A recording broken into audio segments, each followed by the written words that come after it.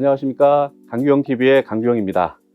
자, 오늘은 성장의 8가지 단어라는 주제로 말씀을 드리겠습니다. 이거를 하게 됐던 계기는 전 직장에서 한 달에 한 번씩 사보가 나왔었습니다. 이렇게 사보가 이렇게 나왔는데, 마침 이 사보가 100회, 그러니까 100달째 나온 사보였었는데, 그 특집으로 마침 제가 경영하던 계열사 중에 이제 푸마라는 회사에 특집을 이렇게 이제 실어줬습니다. 그래서 거기에 이제 뭐 이런 여러 가지 이런 사례도 실리고, 근데 그 앞에 이렇게 칼럼이 하나 이렇게 실리게 됐습니다.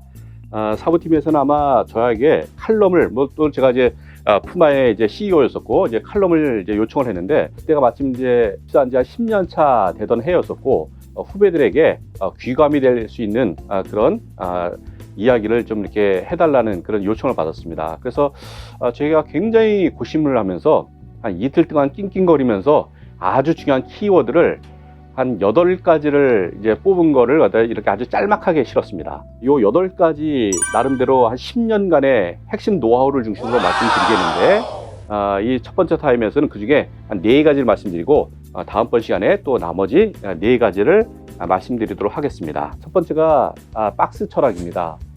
그 당시 처음에 제가 브랜다노라는 곳에 캐주얼 의류 브랜드에 이제 배치를 받아서 영업부에 배치를 받았습니다. 영업부에서 7개월 동안 나름대로 굉장히 열심히 일도 배우고 열심히 이제 매점 관리도 하고 그렇게 할 때였었죠. 제가 이제 뭐 서울 담당도 했었고 또 대구 담당도 했었습니다. 그럼 제가 그 관리하던 매장 전 지금도 생각납니다. 그 당시 그 동성로, 대신, 중앙, 성당, 신암, 봉덕, 비산, 산격 이 지역들을 갖다가 이제 관리하는 그런 이제 신입사원 시절을 갖다 이제 보냈는데, 한 번은 이제 본사에서 그 물류가 병목 현상이 생겼다고 물류 책임자에게 꽤 몇십 명 되는 신입사원 중에서 한 2명을 선발권을 줬는데, 그게 제가 이제 스카우트 됐습니다. 물류로 이제 스카웃을 받았는데 뭐 좋아할 수도 없고 안 좋아할 수도 없고 뭐 그런 상황이더라고요. 그래서 일단은 그래도 기쁘게 갔습니다. 그래서 이제 첫 번째 이제 물류에 가서 배치받은 게 이제 입고 담당이었었는데, 와, 그 당시 물건이 얼마나 많은지 막 산더미처럼 쏟아집니다. 그때는 시설도 없었고요. 그래서 그 컨베이어 벨트도 없이 그걸 갖다가 이제 까대기라 그러잖아요. 막 전화르고 막 이제 그러는 거였었죠. 그 당시 이제 저는 혼자 입고 담당이었고, 이제 아르바이트를 한 30여 명 활용을 해서 이제 그 일을 이제 해냈었는데, 저는 그 첫 박스하고 마지막 박스는 손을 내지 말라고 얘기를 했습니다.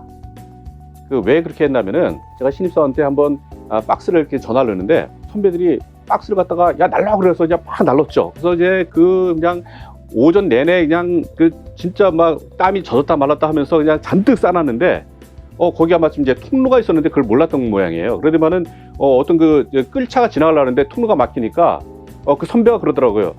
야, 얘네들 이거 다시 옮겨 그러더라고요. 그래서 그걸 갖다 다시 옮기는데 그냥 속에서 막 욕이 나오더라고요. 그래서 그때 참 많이 깨달았습니다. 그때 많이 이제 육체적으로 힘든 것도 있었지만은, 리더는 모범만 보이는 게 중요한 게 아니라 방향을 잘 결정하는 게 참 중요하겠구나 생각을 해서, 제가 첫 박스는 손을 대지 마라. 그건 뭔가 하면 바로 방향의 상징입니다. 그래서 항상 제가 자리를 정해줬습니다. 그리고 원래 그래도 대졸 사원이니까 아르바이트를 갖다가 그냥 시키면 됩니다. 얘네들아, 주로 대학생들이 많았으니까 얘네들아 요거 요로 옮길래, 그렇게 얘기하면 됩니다. 근데 저는 그 대학생들하고 똑같이 박스를 날랐습니다. 똑같이. 그리고 마지막 박스를 손을 내지 말라 그랬습니다. 그러니까 마지막 박스를 한 박스 더 날른다면 내가 그 아르바이트생들보다 한 박스를 더 날릴 수 있겠다는 생각 때문에 첫 박스와 마지막 박스는 내 것이다 라고 하는 나름대로의 제 철칙이 있었습니다. 그래서 물류 그 입고 담당 시절에 그 아르바이트 학생들보다 최소한 박스 2개는 더 들을 수 있었고, 2번의 어떤 그 낮아지는 자세, 섬김의 자세, 현장의 자세를 배울 수 있었는데, 이것이 평생의 제 재산이 되는 것 같았습니다. 그래서 저는 언제든지 저는 꾸정물에 손 담글 준비가 완벽하게 돼 있고, 언제든지 변기통에 맨손으로 갖다 손 담글 준비가 저는 언제든지 돼 있습니다. 많은 사람들은 창업을 해서 사장이 되면은 회전의자 이렇게 돌린다고 생각하는데 그렇지 않습니다. 한번 스타트업 한번 보세요. 창업을 하면은 제일 먼저 하는 일이 뭔가 하면은 청소하는 일, 벽에다 못 박는 일부터 시작하거든요. 근데 저는 그런 것들을 신입사원 때부터 빡세게 훈련받았기 때문에 언제든지 저는 현장에 투입될 준비가 되어 있습니다. 두 번째는 포도송이입니다. 포도송이는 포도알은 그 작잖아요. 작은 알이 이렇게 많이 모이면은 큰 포도송이가 되는 것처럼 저는 아주 작은 일에 최선을 다했습니다. 전 직장에서는 MT라든가 수련회라든가 이런 문화가 굉장히 꽤 많은 그런 조직이었었는데 한 번은 신입사원 때인데 수련회를 4박 5일을 가는 거예요. 스키장으로. 그래서 용평 스키장으로 이제 갔는데 그 4박 5일 중에서 프로그램이 많이 있지 않겠습니까? 근데 이제 그 중에서 UKT라고 하는 이제 언노운 타임이라 해서 이제 몰래 비밀스러운 이제 프로젝트입니다. 그러니까 일종의 그 약간 레크레이션 비슷한 이제 그런 이제 프로젝트였었는데 그 프로젝트 그 프로그램을 맡은 선배가 지나간 날을 딱 잡으면 강기용 씨, 나 이 프로그램 하는데 이거 조금만 도와줘. 그런 얘기를 하시더라고요. 그래서 제가 예 알겠습니다. 그러면서 이제 그때 그 조그만 그 2시간짜리 프로그램 중에서도 작은 한 부분을 맡았는데 저는 그걸 하기 위해서 서점 가서 레크레이션 관련된 책을 20권을 샀습니다. 20권을 사가지고서 공부해서 또 압축해서 그 프로그램을 아주 진짜 너무너무 재밌게 아주 환상적으로 만들었거든요. 그랬더니만은 수련회 아주 전체가 난리가 났습니다. 그 프로그램 때문에. 그래서 이제 최선을 다한 덕분에 제가 그때 굉장히 이렇게 부각되는 그런 계기가 됐었고, 그 다음에 어떤 일이 벌어졌냐면 그 다음에 수련할 적에는 그 프로그램 전체가 저한테 맡겼습니다. 어떻게 했을까요? 똑같은 방식으로 최선을 다해서 잘 만들어냈습니다. 그 다음에는 어떻게 됐을까요? 그 다음에는 그 수련회 4박 5일 전체가 제가 총 감독이 돼서 총 책임자가 돼서 그 일을 처리하게 됐습니다. 그래서 저는 아무튼 작게 시작해서 크게 키워나가는 걸 참 나름대로 이렇게 잘 했던 것 같습니다. 전 직장에서는 이제 송 페스티벌이라고 12월 달에 아주 큰 4,000명이 모여서 하는 대회가 있는데 그것도 맨 처음에 작게 보조로 시작해서 나중에 총 이제 책임자가 돼서 이게 대상 받기가 쉽지 않은데 제가 대상 받은 적도 있습니다. 그래서 부상으로 심지어는 그 당시 최신형 승용차였던 프라이드 2까지 받았던 그런 경험도 있습니다. 그리고 그거 외에 뭐 체육대회 우승이라든가 뭐 축구대회 우승이라든가 뭐 그 FS라 해서 저기 정리, 정돈, 청소, 청결, 마음가짐에서 5가지 단계의 어떤 행사를 해서 한 달 동안 대회를 하는 건데 그것도 제가 상을 한 3개를 이렇게 받았던 적이 있습니다. 제가 신입사원 때라든가 주임 때, 대리 때 주로 받았던 상이 섬김상을 받았습니다. 왠지 모르게 저는 이제 교육을 들어가면 항상 뒷정리하고 청소하고 이렇게 휴지 줍고 그런 게 제가 할 일이라고 생각했습니다. 뭐 남을 뭐 보기 위해서 그런 것도 아니고 그냥 자연스럽게 자리 정돈하고 아마 그런 것들이 사람들의 눈에 많이 띄었던 모양이에요. 그래서 항상 보면은 그 상패도 없는 이렇게 이제 선물 하나 띡 주는 섬김상을 이렇게 받았었습니다. 그랬는데 결과적으로 그렇게 시작을 했지만은 제가 3년 차에는 그 당시 회사의 최고상인 최고 브랜인상이라는 걸 이제 받았고 그 다음에는 그런 각 브랜드에서 1등 했던 사람들만 모여서 다시 그룹 전체에 상을 주는 이랜딘상을 받았습니다. 요 상입니다. 이랜딘상인데 요거는 그 당시 그래도 한 4,000명의 직원 중에서 회사 내지 브랜드에서 이제 1등 하는 사람들만 전제는 이제 성과입니다. 성과 내지 인사고과에서 10% 안에 들어가면 절대 안에 들지 않으면 이제 받을 수 없는 상이고 가장 권위 있는 상을 이제 받게 됐고 그 덕분에 이제 부상으로 1박 2일 이렇게 어디 뭐 도봉산이나 어디 가서 이제 이렇게 놀다 오라고 그랬었는데 제가 이렇게 또 강력하게 주장을 해서 제가 미국 대륙 횡단을 했다는 거 아니겠습니까? 10일간 LA에서 뉴욕까지 이제 운전해 가서 횡단하게 됐던 그 94년도입니다. 예, 그랬던 계기도 있었던 것 같습니다. 그래서 제 바인드에 보면은 제 경력이 있거든요. 경력이 보면 유난히도 제가 이렇게 각 브랜드라든가 아니면은 뭐 부서, 직책, 직위, 수상했던 것들, 행사 진행, 교육 훈련 받은 것들 여러 가지가 있는데 그중에서 어떤 수상이라든가 행사 진행한 것들 이런 것들이 참 많은데 나름대로는 그때 했었던 작은 제 업무도 많았었습니다. 그런데도 불구하고 행사 진행들을 열심히 했던 것들이 다 열매로 맺어져서 제가 이렇게 성장하는데 굉장히 크게 도움이 됐던 것 같습니다. 자, 그 다음에 세 번째는 광야입니다. 물론 이제 성경에서 나오는데 성경의 위대한 인물들은 대부분 굉장히 척박하고 고통스러운 광야에서 훈련받았다는 그런 대목이 많이 나옵니다. 저에게도 가장 선호하는 그런 어떤 브랜드라든가 회사를 선택하라면 저는 주저없이 광야라는 브랜드를 지원할 것입니다. 실제로도 그렇게 했습니다.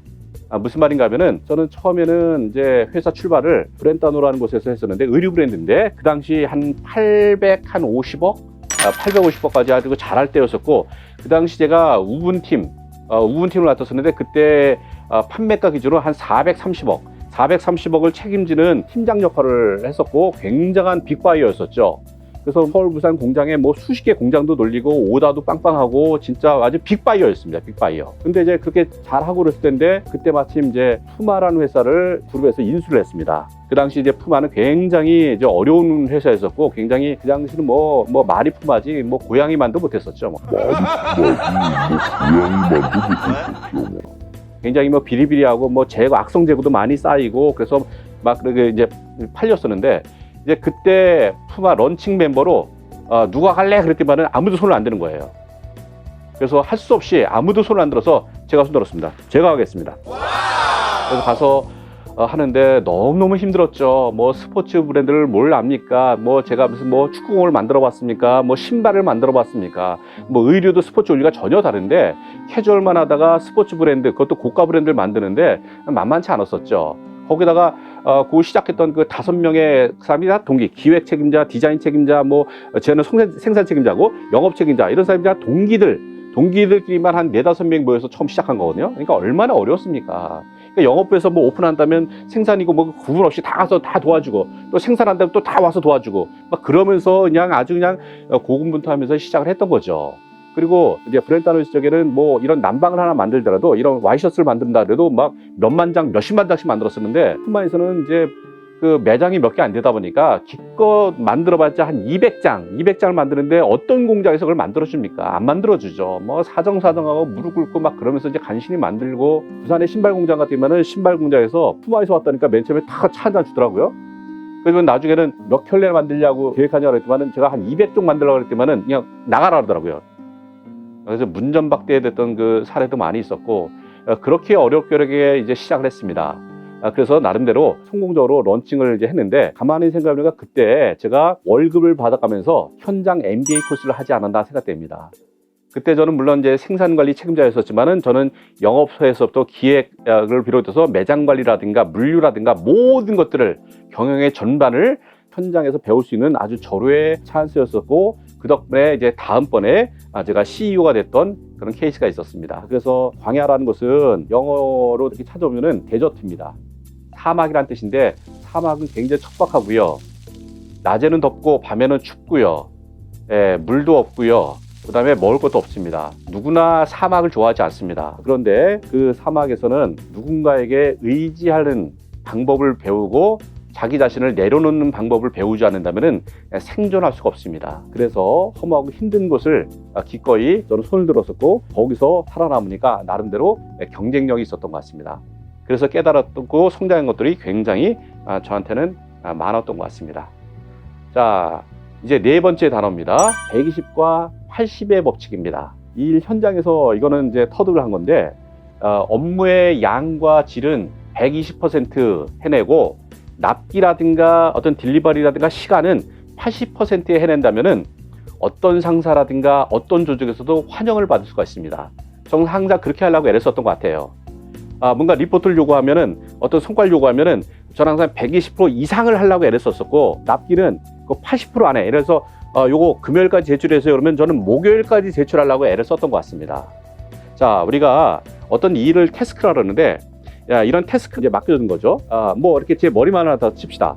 어떤 그 태스크가 제 머리만한 걸 갖다 딱 맡겨주면은 꽤 많은 사람들은 이거 미니마이즈 합니다. 얼마나 할게? 여기 주막만 할게 해석을 합니다. 최소한 것만 제출하려고 애를 쓰죠. 저는 맥시마이즈 하려고 애를 썼습니다.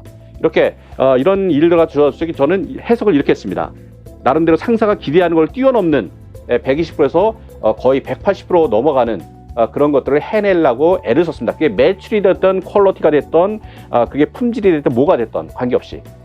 그래서 항상 맥시마이즈 하는 그렇게 해석하는 것이 굉장히 중요한 어떤 삶의 자세가 아닌가 생각되고요. 또 하나는 그 납기를 할 적에 제가 주로 썼던 것은 저는 그 역행 스케줄을 주로 많이 썼습니다. 역행 스케줄이 뭔가 하면요. 먼저 EMS라고 해서 먼저 어떤 그 오다가 주어지면 그거에 데드라인이 언젠가를 이제 파악을 합니다. 엔딩보다 약간 하루 이틀 갖다 엔딩을 갖다 이제 잡는 거죠. 그 다음에 미들, 중간, 그 다음에 스타팅, 그 세 가지를 다 관리를 했습니다. 어떻게 관리했을까요? 나름대로 제 노하우가 있습니다. 그래서 그때 관리했던 그 노트들이 마침 저한테 이렇게 있는데 이렇게 해서 참 치열하게 나름대로 이렇게 관리를 했던 것 같습니다. 다 똑같습니다. 이렇게 이런 식으로 해서 제가 엔딩을 먼저 잡고 그다음에 미들, 그다음에 스타팅 그렇게 관리를 하다 보니까 절대 어떤 펑크낸 일이 없이 제 시간에 납게 딱 잘 해내는 그래서 인정받았던 기억이 있는데, 그래서 그때부터 저는 이렇게 스케줄을 갖다가 이 종이로 된 이 바인더를 활용을 해서 나름대로 시간 관리를 나름대로 잘 했던 것 같습니다. 그러다 보니까 신뢰가 쌓이고 저 강기영 씨한테 맡기면은 안심이 된다, 그런 얘기를 참 많이 들었습니다. 성실하다는 얘기를 참 많이 들었었는데 그 비결은 바로 이 주간계표에 제가 승부를 걸었기 때문에 그렇지 않았나 생각됩니다. 자, 그래서 지금까지는 4가지를 말씀드렸고, 다음 시간에 또 나머지 4가지를 또 말씀드리도록 하겠습니다. 고맙습니다.